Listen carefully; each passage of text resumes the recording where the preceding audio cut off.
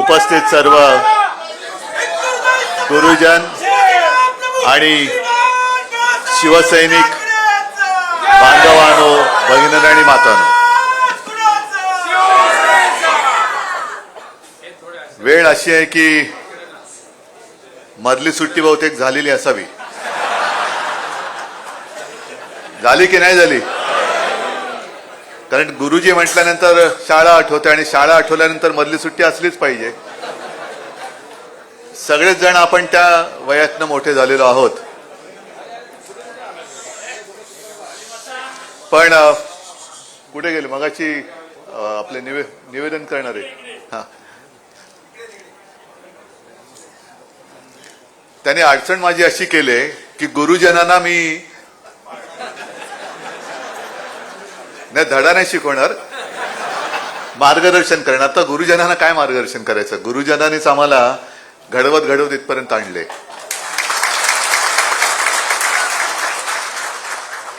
आणि हातामध्ये ड्युटी जरूर घेतले. ते आपल्या व्यतिरिक्त जे ड्युटी आहेत त्यांना मार्गदर्शन करण्यासाठी. कारण ड्युटी आणि ड्युट्या ह्याच्यामध्ये फरक आहे, पण एकूण आपली ड्युटी आहे, कर्तव्य आहे आपलं की या गोष्टी करायलाच पाहिजे. आज एक नक्कीच आनंदाचा हा क्षण आहे आणि मलाही खात्री नव्हती की शिक्षक मतदारसंघ आपण जिंकू. तो चमत्कार तुम्ही करून आणलेला. त्याच्यासाठी पहिल्या प्रथम तुमच्या सगळ्यांचे आणि त्याच बरोबरीने सर्व शिवसैनिकांचे मी आभार मानतो. याचं कारण आपण पदवी जर जिंकत आलो ती सुद्धा मोठ्या मुश्किलीने पहिल्या प्रथम तेव्हा जिंकली होती आणि त्याच्यानंतर ताकदीने पहिल्या प्रथम हा मतदारसंघ आपण लढलो आणि जिंकलो. कधी लढलोच नव्हतो. आणि शिक्षक आणि शिवसैनिक हे नातं कधी जुळेल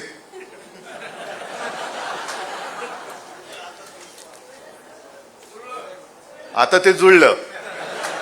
पण एक सांगतो, सैनिक म्हटल्यानंतर तो कधी बेशिस्त नसतो. सैनिक म्हणजे सैनिक, उत्साह अमाप, जोश आहे, आत्मविश्वास आहे, ताकद आहे. आणि शिक्षक म्हणजे थोडं नाही म्हटलं तरी एक चौकटबद्ध जीणं असतं. या सर्व एकूण वाटचालीकडे बघताना नेमकं आपण कोणत्या दिशेने जातो आहोत. मला अभ्यंकर सर तुम्ही आपण बोलत असताना ते एक जे गाणं आहे ना, आमदार झाल्यासारखं वाटतंय, तसं मला वाटलं मी मुख्यमंत्रीच झालोय.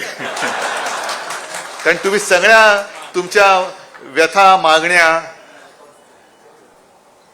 म्हणजे आपण उत्तरपत्रिकेला पुरवण्या असतात, अर्थसंकल्पात पुरवण्या मागण्या असतात मागणीला, तसं तुमच्या पण पुरवण्या आहेत. पण हे एवढी वर्ष होऊन सुद्धा असं काही नाही की पहिल्या प्रथमच आपण जरी हा मतदारसंघ जिंकलो तरी यापूर्वी या मतदारसंघाला आमदार नव्हता असं नाही, होतेच.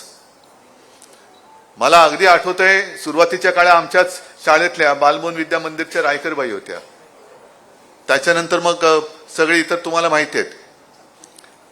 सत्ता येते सत्ता जाते, पण निदान सत्तेमध्ये असलेले सगळेच जर का शिक्षकांचे ऋण मानायला लागले, लक्षात ठेवायला लागले, तरी मला नाही वाटत शिक्षकांना काही मागणीची वेळ येईल.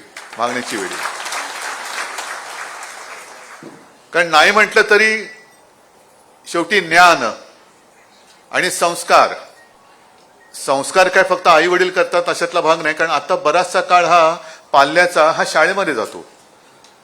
म्हणजे महत्वाचा जो भाग आहे मुलं घडवण्याचा, देश घडवण्याचा, पिढी घडवण्याचा, हा सगळा बहुतांशी तुमच्याकडे येतो. आणि तुम्ही केवळ गुरु शिक्षक असे नाही, तर तुम्ही संस्कार दूत आहात, संस्कार करणारे दूत आहात. आणि मला आठवतंय मी आता येताना विनायक राऊतना सांगत होतो की पिढ्या पुढे जात आहेत. आता सुद्धा तुम्ही एक जी खंत व्यक्त केली की मराठी शाळा बंद पडतायत, हे दुर्दैव आहे. पण शिवसेना प्रमुख म्हणा किंवा माझे आजोबा ज्यांचा उल्लेख आपण केला, प्रबोधनकार, या दोघांनाही 7वी मध्ये शाळा सोडावी लागली होती, कारण फी भरायला पैसे नव्हते. आणि शिवसेना प्रमुख काय, माझे आजोबा काय, शाळेचं शिक्षण पूर्ण करू शकले नाही म्हणून कुठे अडले नाहीत. ते त्यांच्या जोरावर एक हरहुन्नरी असते. माझ्या आजोबांचा व्यासंग तुम्हाला काही जणांना कल्पना असेल. शिवसेना प्रमुख तर काय वेगळं सांगण्याची गरजच नाही. म्हणजे शाळे वाचून त्यांना कुठे अडचण आली अशातला भाग नाही, म्हणून शाळेत कोणी जाऊ नका असं माझं म्हणणं नाहीये. पण आजोबा जे मला सांगायची आठवण आम्हाला, कदाचित त्यांनी त्यांच्या जीवनगाथेत लिहिलं सुद्धा असेल, की एकदा त्यांच्या शिक्षकांनी त्यांच्या आईना बोलवलं आणि सांगितलं की मुलगा जरा गणितामध्ये कच्चा आहे, जरा घरी तयारी करून घ्यावी लागेल. आणि मी का पूर्ण माझ्या घराण्याचा इतिहास नाही सांगत. आजोबांची आई, आजोबा कसे होते काही जणांना माहिती आहे, माझे वडील तर माहिती आहेत, मी पुन्हा सांगण्याची गरज नाही. आणि आजोबांची आई सुद्धा ही तशीच होती. तिने ताडकर त्या मास्तराला सांगितलं, अरे मास्तरा, आम्ही शाळेत धोंडा पाठवत असतो, त्याला शेंदूर फासायचं काम तू करायचं असतंस. जर तेही काम आम्ही करायला लागलं तर तुझी गरज काय. याचा अर्थ असा की शाळेमध्ये जी काही मुलं येतात त्यांना घडवण्याचं काम, बिघडवण्याचं काम आम्ही करतो. असं मी नाही म्हणत, काही राजकारणी करत असतील, पण घडवण्याचं काम हे तुम्ही करायचं असतं. त्या वयामध्ये त्याला एक जो काय आकार उकार द्यायचा, हा जर का त्याच्यावरती नीट पैलू पाडले गेले नाहीत तर मग काय देशात अंधाधुंद जी आता चालली तशी. अंधाधुंद करायला वेळ नाही लागत, पण शिस्तीमध्ये एक एक पाऊल पुढे टाकायचं. आता शिक्षण क्रमामध्ये आमूलाग्र बदल केला पाहिजे. म्हणजे नेमकं काय केलं पाहिजे, कसं शिकवलं पाहिजे. आता ते शिकवण्यासाठी पहिला तो अभ्यासक्रम ठरवणारा तज्ज्ञ आपल्यामध्ये पाहिजे ना. आणि तो ठरल्यानंतर त्या शिकवणारे माणसं तशी तज्ज्ञ आपल्याला हवीत की नकोत.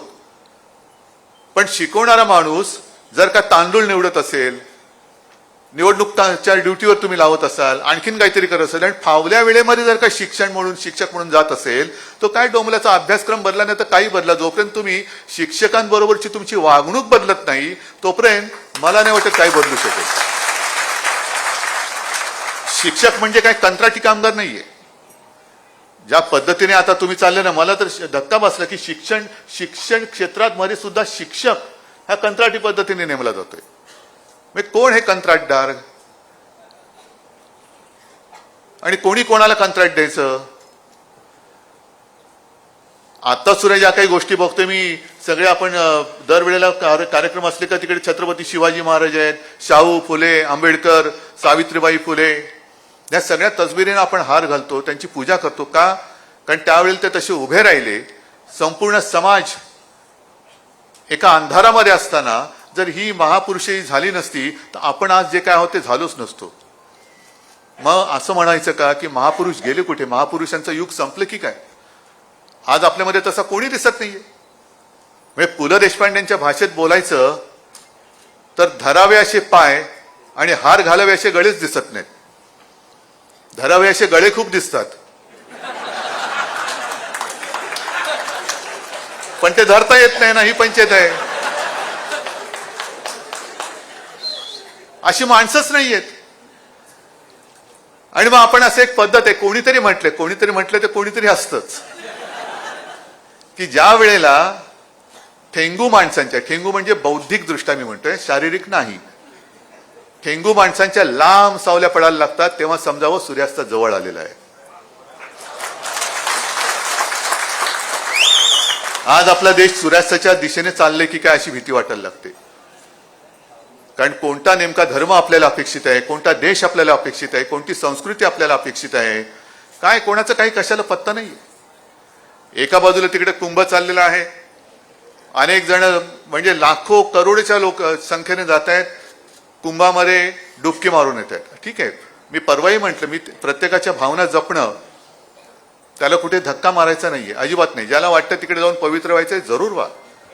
आमच्या पंतप्रधानांनी सुद्धा डुबकी मारली. पण एका बाजूला डुबकी मारल्यानंतर मला आज गणपती मंडळाच्या अध्यक्षांचं एक पत्र आलेलं आहे की एका बाजूला हा सगळा पवित्र सोहळा सुरू आहे, पण आता मागे गणेशोत्सव. आदल्या दिवशी नोटीस दिली गणपती मंडळांना की ज्यांनी पीओपीच्या मूर्त्या बनवल्या आहेत त्यांचं विसर्जन करायचं नाही. अरे पंतप्रधान डुबकी मारतात आणि गणपतीचं विसर्जन नाही. हा काय प्रकार आहे? कोणतंही हिंदुत्व आहे? मी समजू शकतो की प्लॅस्टर ऑफ पॅरिसच्या मूर्तीनी जर प्रदूषण होत असेल तर शाडूच्या मूर्ती बनवा, ठीक आहे ना, बनवतो. पण शाडूची माती देणार कोण? पर्याय कोण देणार त्याला? अचानक मूर्ती बनवून तयार झाली, आरती, पहिली आरती, त्याचं आगमन होतंय आणि आदल्या संध्याकाळी जर का तुम्ही गणेशोत्सव मंडळांना नोटिसा देणार असाल तर मग नेमकं तुमचं हिंदुत्व तरी काय? तलावात विसर्जन करायला बंदी, काही ठिकाणी तर विसर्जित केलेल्या मूर्त्या बाहेर काढल्या. इकडे तर 2 माझे विभाग प्रमुख बसलेत. विनायकजी, तुम्ही मुंबईभर सगळ्या विभाग प्रमुखांना विचारा की त्यांच्या विभागात कुठे कुठे अशा मूर्त्या या नतरराष्ट्र सरकारने आणि पालिकेने या विसर्जनाशिवाय अडवून ठेवलेल्या आहेत. मग बघू पुढे काय करायचं, बघूया पुढे काय करायचं. कारण बोलायला खूप असतं, म्हणजे फार मोठी मोठी प्रवचनं द्यायला हे खूप चांगलं असतं. प्रवचन द्यायला जातंय काय, पण प्रत्यक्ष तू तसा वागतोस का? म्हणून आपल्यामध्ये जी एक म्हण आहे ना, बोले तैसा चाले त्याची वंदावी पावले. पण अनेक जण नुसतंच बोलतात आणि प्रत्यक्षात करतात विचित्र. आणि म्हणून रामकृष्ण परमहंसांना एका साधकाने विचारलं होतं की का हो गुरुजी, की काही लोक खूप छान बोलतात, खूप उंचीवरती नेतात आणि वागतात भलतच, असं कसं काय? मग त्यांना सांगितलं की बघ, लक्षात घे की निरभ्र आकाश असतं ना, त्या निरभ्र आकाशामध्ये घारी किंवा गिधाडं खूप उंच उडतात, म्हणजे फार मोठी भरारी घेतात. पण एवढ्या उंचावर गेल्यानंतर सुद्धा त्यांचं लक्ष असतं ते जमिनीवरच्या कुजलेल्या सडक्या मासाकडे. तशी ही माणसं असतात, ती फक्त बोलतानाच उंचीवर जातात, प्रत्यक्ष काही करू शकत नाही. अर्थात हे मी कोणालाही उद्देशून बोललेलो नाही. तुमच्या मनात कोण आलं असेल ते तुमचं तुम्हाला माहित नाही. उगाच कशाला कोणाची काय बोलायचं. पण ह्या सगळ्या जर का गोष्टी बघितल्या, आता दुर्दैव कसं आहे की शाळेमध्ये सुधारणा झाली पाहिजे. मुंबई महापालिकेच्या शाळा आपण सुधारले की नाही सुधारले जाऊन बघा तुम्ही. मुलांच्या पाठीवरचं दप्तराचं ओझं कमी करणं हे शिवसेना प्रमुखांचं स्वप्न होतं आणि साधारणतः 2014 साली ते मी केलं, जरूर केलं. पण हे सरकारने स्वीकारायला पाहिजे. पाठीवरती जे काय दप्तराचं ओझं असतं, रोज एवढी पुस्तकं, एवढ्या वह्या. मग मी एक कल्पना अशी केली की आता सगळं जे काही युग चाललेलं आहे, AI किंवा डिजिटल, आणखीन काय सगळं मोबाईलमध्ये येत आहे. मग मी संपूर्ण अभ्यासक्रम जो आहे तो डिजिटल करून एका SD कार्डामध्ये दिला आणि तो टाकून त्या मुलांच्या हातात 8वी 9वी आणि 10वीच्या मुलांच्या हातामध्ये तो टॅबच दिला. त्याच्यामध्ये पाठ्यपुस्तकं आली, प्रश्नपत्रिका आल्या, ई-लर्निंग कोर्स आला. कारण ई-लर्निंग म्हणजे आज आता आपण म्हणतो की बऱ्याच वर्षांनंतर हा जसा कुंभ आलेला आहे 144 वर्षानंतर, तसे सगळे ग्रह एका रांगेमध्ये येतात. त्याच्यानंतर अमुक अमुक ग्रहाला एवढे चंद्र आहेत, अमुक ह्याला शनीला कसं कडं आहे, हे जर का आपण अॅनिमेशननी त्या टॅबमध्ये दाखवलं तर मुलांना पटकन समजतं. एखादं जसं आपण मी अनेकदा बघितलेलं आहे परदेशामध्ये सुद्धा, जर कोणाला डॉक्टर व्हायचं असेल तर साधारणतः 8वी 9वी 10वी पासून त्यांना ऑपरेशन थिएटरमध्ये बाजूला उभं करून ऑपरेशन कसं होतंय काय होतंय दाखवायला सुरुवात करतात. आता मला कल्पना नाही, पण आपल्याकडे 11वी 12वीच्या विद्यार्थ्याला पहिल्यांदा बेडकाची तंगडी देतात फाड्याला हातामध्ये. आणि हा डॉक्टर पुढे किती होणार, तरी सुद्धा चांगले डॉक्टर आपल्याकडे झालेत. तर ई-लर्निंग हे आपण सुरू केलं.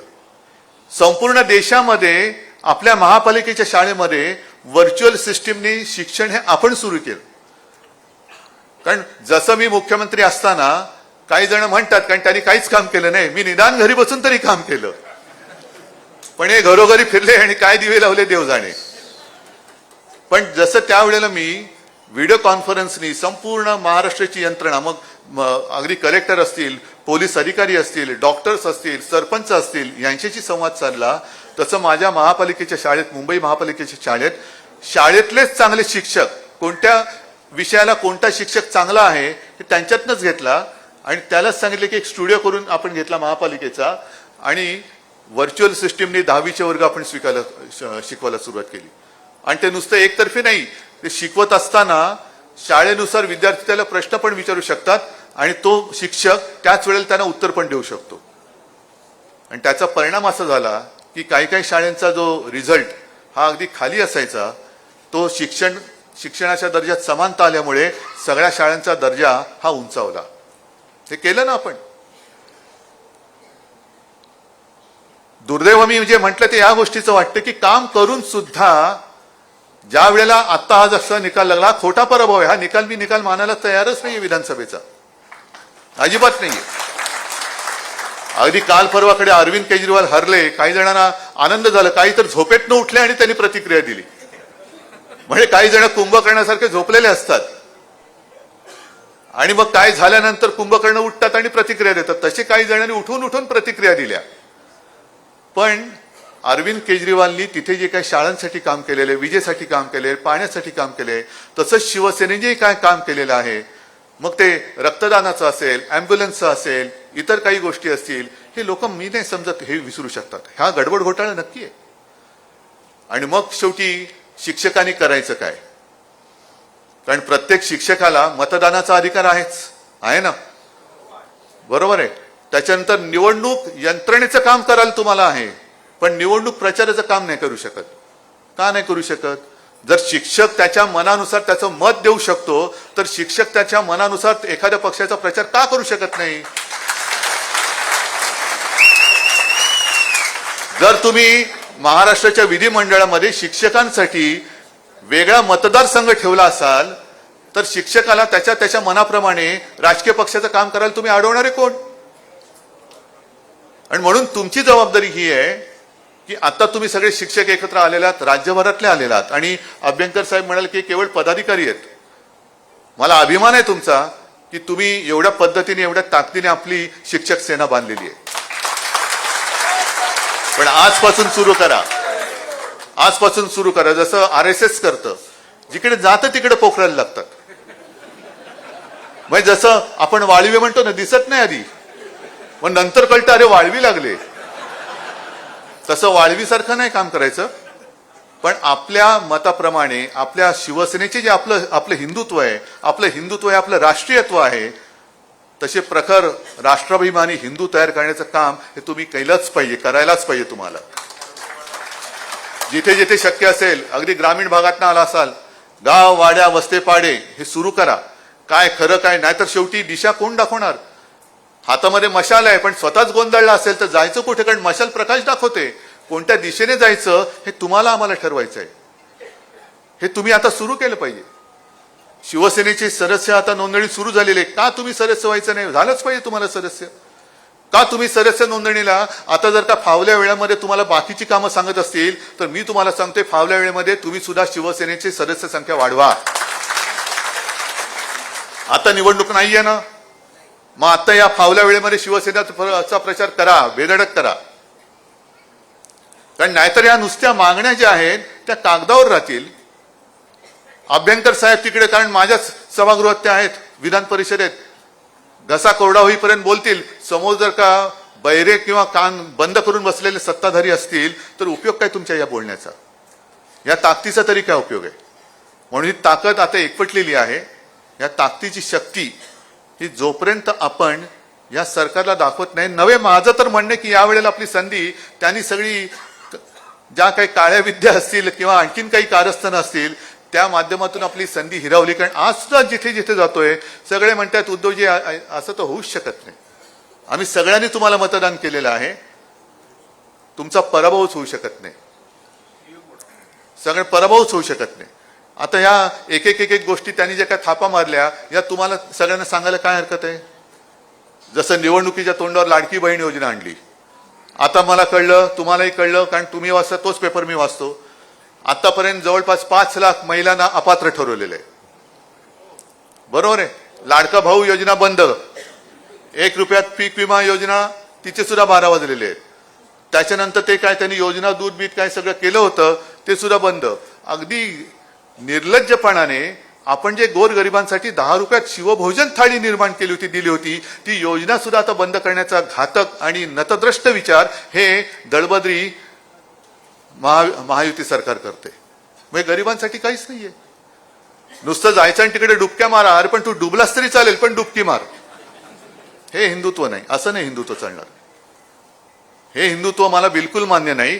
जर गोरगरिबांना तुम्ही उपाशी ठेवून त्यांना मोफत काहीतरी देताय अशा आविर्भावात उपकार केल्याच्या आविर्भावात वागणारे सत्ताधारी असतील तर हे सत्ताधारी बदलणं हे आपलं कर्तव्य आहे. नक्कीच बदलायला पाहिजे. आज तुम्ही इथे सगळे जमलेले आहात.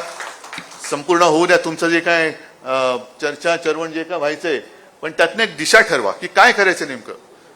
ही ताकद पहिल्या प्रथम शिक्षकाच्या, कारण शिक्षक हा फार महत्वाचा घटक असतो आयुष्यामध्ये. म्हणजे मी आज सुद्धा माझे शाळेतले शिक्षक विसरू शकत नाही, तसं मलाही वाटतं की तुम्ही सुद्धा विसरले नसाल. आणि सहज एक गंमत म्हणून सांगतो की 10वीच्या वर्गात मी अर्थात पहिली दुसरी तिसरी करत 10वी मध्ये पोहोचलो.